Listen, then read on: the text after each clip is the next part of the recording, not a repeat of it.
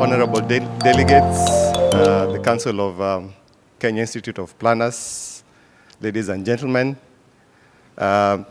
thank you for giving us this opportunity to stand before you and present what we have. I'll kindly ask to take you on a short tour, more than a presentation. And this is a short virtual tour to Laikipia, where we are doing our projects around the rangelands and the mushroom project. As you see on that photo, that is an ideal rangeland environment, and it's one of the ecosystems that we have in this country. Rangelands constitute more than 80% of the country, and currently a lot of threats are getting into the rangeland, especially urbanizations, with urban centers coming into northern Kenya specifically.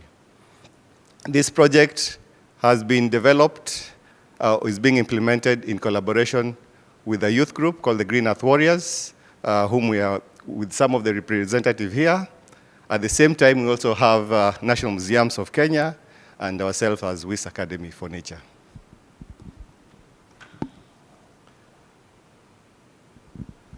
So this project is around mushroom, and probably as Victor will tell you, mushroom is one of the superfoods that we have, easily grown and can be grown in even tiny spaces, can be grown in different mediums. And for our case, we had tried out, this is a pilot case study from the field, and this is the first time that we are presenting this in a forum like this. So we are sharing this knowledge to you all.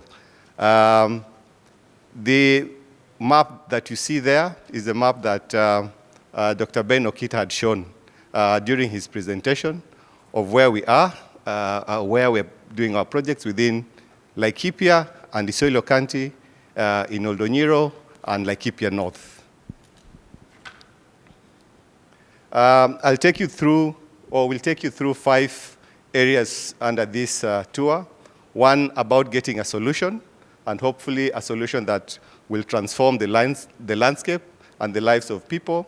About the mushroom project, about how people are participating in this project, how to farm mushrooms, and how it's being done by the community, and some of the lessons and the way forward.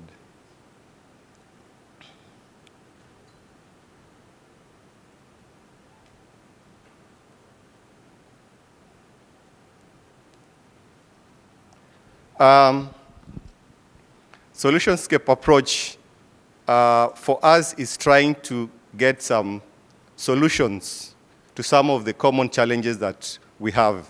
And we do this trying to get lasting solutions that could be scaled up.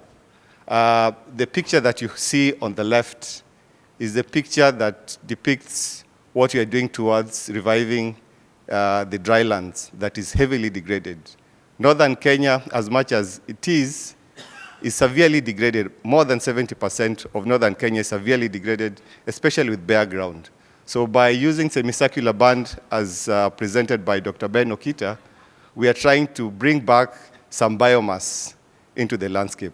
We are trying also to use our solutionscape as a living laboratory, where we try different solutions combined together in one area to address a specific challenge. For us, our solutionscape around Laikipia is trying to make the people wealthier as we make the landscape healthier. And how can we do this? Part of that is trying to address that by bringing some innovation into the picture. The right part, the puzzle, we call it the jigsaw puzzle, that you see there, is a combination of this approach, where we start by building a coalition of people with a similar interest, including the community and different partners, and then we work on a shared vision. For this particular instance, we are working on how to make the people wealthy as we make the landscape healthier. At the same time, we use science, where we bring the understanding from science on the systems within that area and how that is affected or relates with the challenge, to bring some of the best practice into the solutionscape. And then we have also monitoring and evaluation and learning, where we take stock of what we are doing, if it's improving towards where we want to go, and if it's working, then how can we share that information. For our project, our main objective was to look at how can mushroom farming be used as a practical and viable alternative livelihood option. I know this one is a new thing in ASALs, and especially in Laikipia and Isiolo, where they even don't have a name for mushrooms, yet there are several species of mushrooms that are there. And yeah, they also have elephants. The community there live with animals within their space. So we'd like to see how mushroom farming could improve their livelihood as an alternative options. And specifically, we'd like to see if mushroom farming could be one of those incentives for land restorations, as well as promoting coexistence. And this is specifically along wildlife and livestock corridors. The second one is to improve food security, because as we do part of this restoration and we work towards getting solution, we are trying to see how can we bring this to a household level so that each family is able to get food at the end of the day. Yeah? So for mushrooms, even if they are not able to feed on it because it's a new thing, they should be able to earn some income through mushroom farming. And then, because their rangeland is the most important part of their lives, their culture, the grass is the most important resource, how can they do the restoration and promote wealth creation, especially between generation to generation? The older generation at the moment are trying to pass on some of the indigenous knowledge to the younger chaps. And they would like to leave their land and the rangeland in a healthy state for the future generations to come. How can they enhance this opportunity to create generational wealth into the future? So I wanted just to point out a bit about the map that you see there. That shows connectivity status in northern Kenya.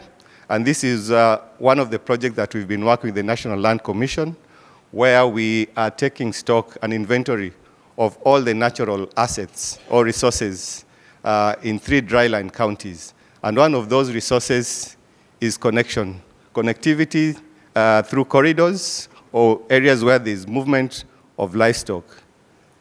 This is one case where we'd like, in the near future, to see how we can also work with the planners to plan for these spaces for connectivity and movement for livestock, because the rangeland depends so much on these movements.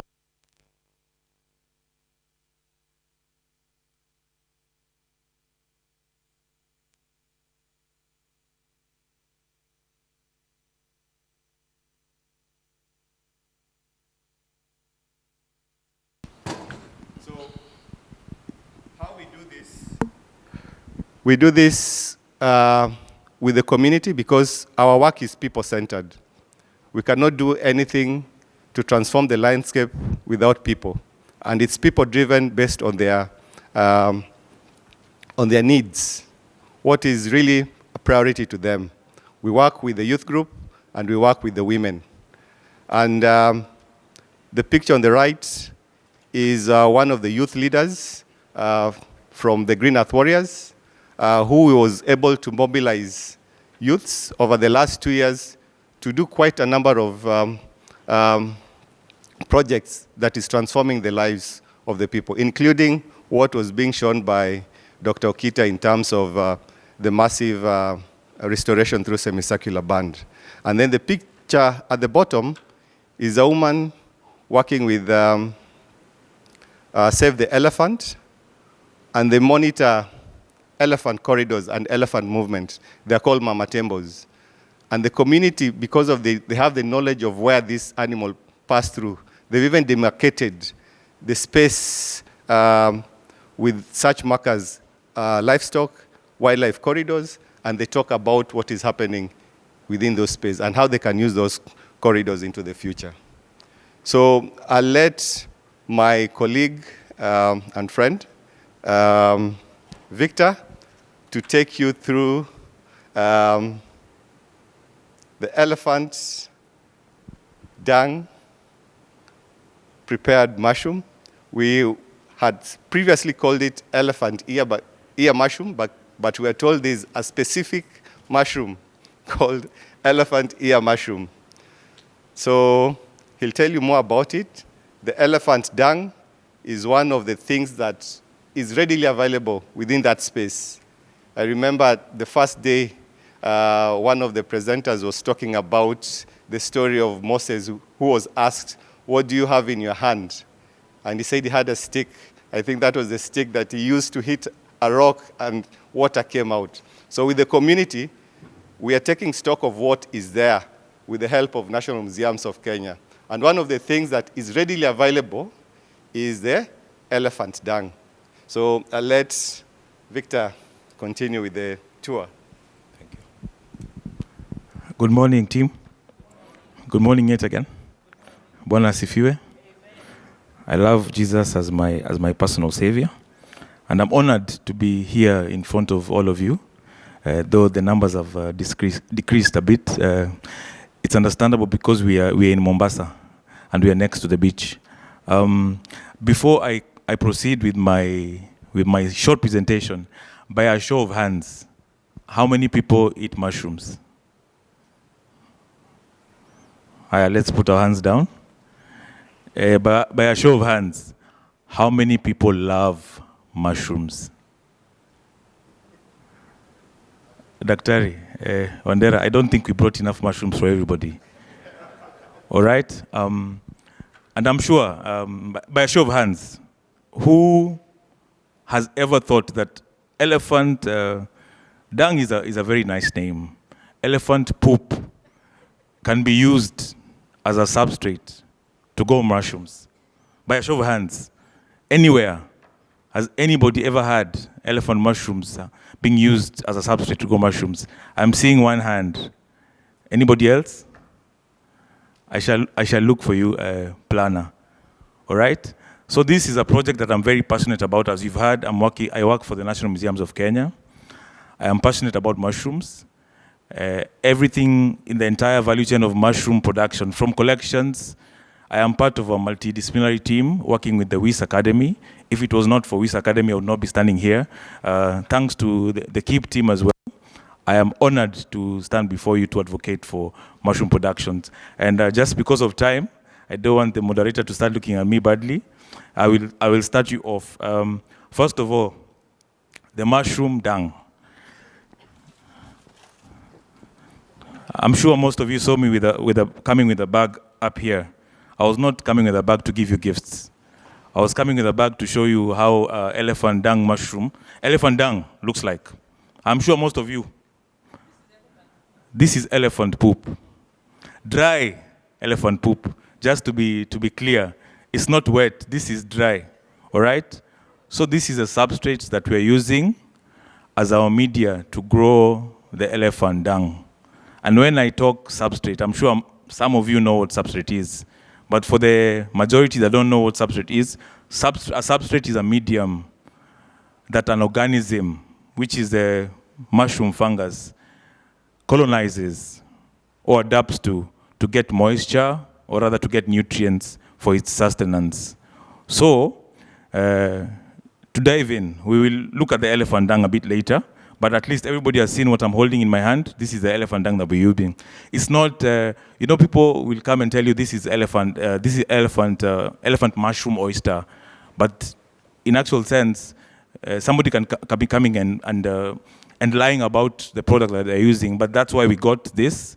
And for the people who have not been outside to see our stand, you'll go and get the better, larger team of the Green Earth Warriors, and they'll explain further about the project that we are doing. Because of time, I will jump onto the short summary. When it comes to mushroom propagation, the first thing that you basically have to look at is where these mushrooms are going to grow. And the community that you're working with, just like my colleague Wandera said, we are working with a community that is in the ASAL communities, predominantly the Maasai. And this is a community that has no culture of utilization of mushrooms. So this is a pilot project in a community that don't even eat mushrooms. But because they have a surplus of the elephant dung around, through the pioneership of Wandera and myself, we were able to engage the community, and we got to the place where we are today.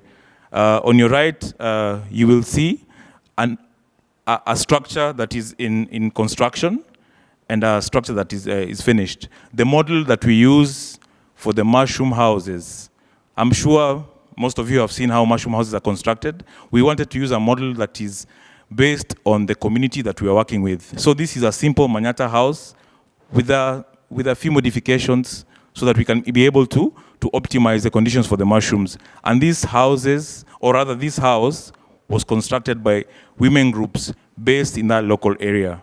So on your left, on my left, is a mushroom house that is under construction, and on the right picture is a mushroom house that is fully constructed. It took around 10 days for the ladies to be able to construct the house, and they were using the local materials. So everything that you see on the ground is done by the women in conjunction with the Green Earth Warriors.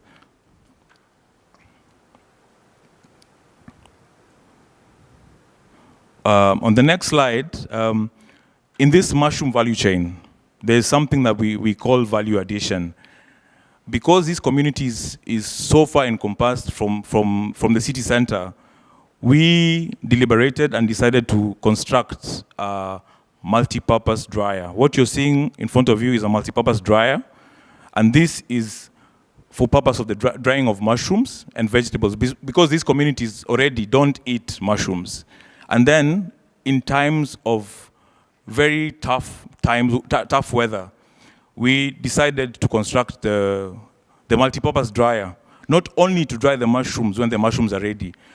Kwa msimu wa mvua, when they are harvesting these traditional vegetables, this multi-purpose dryer can be used for the vegetables as well. And I'm sure you can see just beyond the framework of the multi-purpose dryer, we were able to even do a vertical garden for this community. Though that was not our objective, but we were able to construct 2 vertical gardens just because the community needed the stuff. So when we moving forward, to get this dung, the dung has to be collected. The picture you're seeing here is a member of the Green Earth Warriors, who you will find at the stand outside, and a member of the lady communities doing the collections in the field. This has to be done in the forest, collectively. These communities live along the elephant corridors. So technically, they don't have to get into vehicles to get into the forest to collect the mushroom dung. They literally have to get out of their bomas to collect. But this, because we were in support with the Wyss Academy, we went into one of their demarcated sites, and we collected the mushrooms with the elephant dung ready for usage. After the elephant dung was collected, it has to be processed. Elephant dung, for people who might not know, elephant dung is composed of what the elephant eats. Basically, elephant dung is semi-digested plant debris, depending on what it's eating. Why I'm explaining this is the ladies are preparing the dung in readiness for cultivation. But now, when we were doing that collection at that period and that time, it was very dry. So the elephants were eating a lot of cactus and a lot of trees that had thorns. And by my experience, when I collected the first time to do the experiment in the lab, I was pierced a lot with a lot of thorns because I did not process the way these ladies are doing. So this was a growth for me. So the ladies have to process the dung to separate it completely, to remove any debris that might not be conducive for cultivation. So that is what they're doing on that slide. So after they have sorted the mushroom, the elephant dung, the next slide of what you see the ladies on the left doing, we soak it for 24 hours. The soaking is so that the elephant dung, any microorganisms from the elephant dung can be destroyed. But this is just the first step. Also to soften the elephant dung so that when we are introducing the seed to it, it will colonize properly. After that has been soaked for 24 hours, the next picture, that is a normal energy saving, jiko you might call it, or fireplace within the Maasai community. But we had to modify it with cow dung on the side so that we don't lose energy. You sterilize the elephant dung for 5 hours. The sterilization process is to make sure that all the microorganisms are dead or have been destroyed. Because the fungus that you're introducing, that is a seed. If you introduce it without sterilization, the fungus will compete with the microorganisms that are already existing in the elephant dung. So that is a process that on the left side is a process that takes 24 hours. On the right side is a process that takes 5 hours. After the sterilization has happened, again, we the community, standing next to a complete multi-purpose dryer, we have to remove the dung from the heat so that it can dry onto that wire mesh. And of course, the ladies are doing it. The next slide, after the dung is ready and it has cooled down, one thing I forgot to mention, as the National Museums of Kenya, one of our mandates in the mycology department is also to prepare mushroom oyster seed. So anybody who wants to get into mushroom cultivation and you don't know where you can get your oyster seed or any training, I'm the person to come and see, all right? Now, the ladies that I've been talking about, this just happened to coincide with the training of almost 40 ladies from different community groups in the Ilmetoke area. So the picture that you're seeing here are the ladies in their full Maasai regalia, planting the oyster onto the ready elephant substrate. And this is an exercise that takes, depending on how much substrate you've harvested. I've been told I have 4 minutes. Thank you. This is an exercise that takes, depending on how much you have, this is an exercise that takes maybe a day or 2, or maximum 3 days. But this, for us, took a day because we had the numbers to be able to achieve that. After you've planted your seed, the mushroom house that I show you, that mushroom house is separated in two chambers. One chamber is for fruiting, and what you're seeing in the picture right now, that is the incubation room. So that is where we put our buckets where we've planted the mushrooms or the polythene bags. The incubation takes around 21 days, and after 21 days, this is what we have. And this is a product of what you have seen 2 slides before. These are fully colonized buckets. And for the sake or in the team of nature and preservation, we decided to go with the buckets because they're reusable. So what you're seeing took 21 days after incubation. One thing special about the elephant dung. Most people will harvest mushrooms for 3 months, but we've been able to harvest the elephant dung mushrooms for more than 5 months. And it is a surprise because this is a fast over project. I don't think it's been done in this country. Even in Africa, I am sure, we are the pioneers. So, like I've mentioned there, through our yield analysis, we were able to harvest 4 kilos for the first silo. After the harvesting has been done, we have to be engaged again. And that's where the post-harvesting has to come in.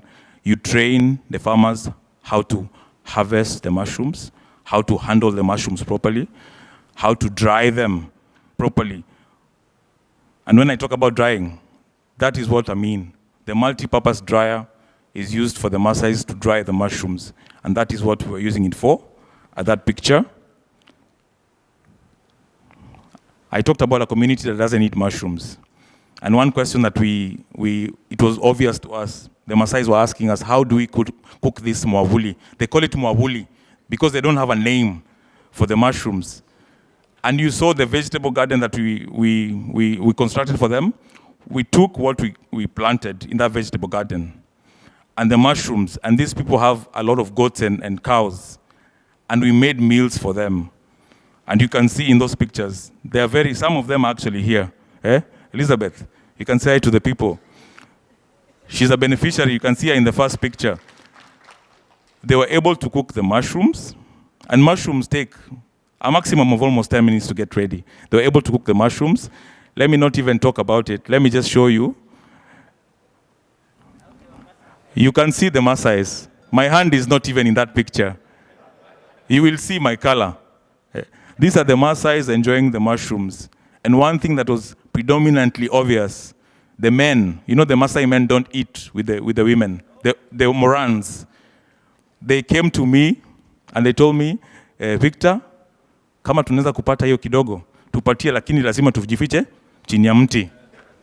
And we served them. We thought we were going to get this ready and we give to other people, but we were able to feed an entire community. There's a picture that we were supposed to put of also children eating, but unfortunately we did not add that onto our presentation.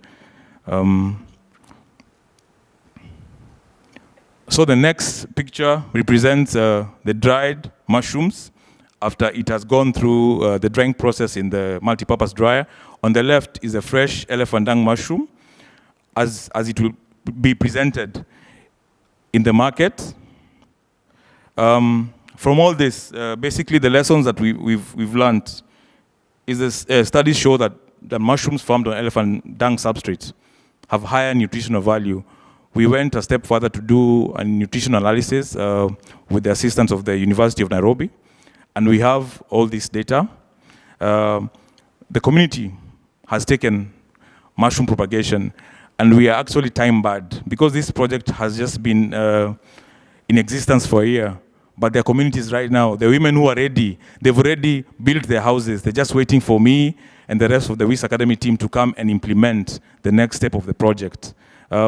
One thing about mushrooms that you might not know, mushrooms can be farmed throughout the year. You can farm mushrooms from January to December. These things are not, they're not dependent on any weather. As long as you have the optimum conditions in your mushroom structure, you'll be able to farm from January to December. I told you before, I'm part of a multidisciplinary team based at the National Museums. We're also doing a biodiversity study, and we've been able to collect more than 46 species of different mushrooms in the Naibunga area, and some of them are edible. And maybe in the next convention, I'll be coming here to present on the edible species that we've been able to domesticate in Naibunga. All right? One challenge that we found when we were doing this project is the women have to walk really far to get water. So that is one thing. I'm here with planners, and planners plan. In essence, I'm a planner as well, but more of an implementer in the ground. So if policies can be developed for these people to be able to have water accessibility, this would alleviate the challenge that these women have been facing. As for the way forward, I'm going to invite my co-presenter, Mr. Wandera, to fill you guys in as we finish. Thank you. Apologies for taking more than the 15 minutes, but I'll just go through the part of the way forward.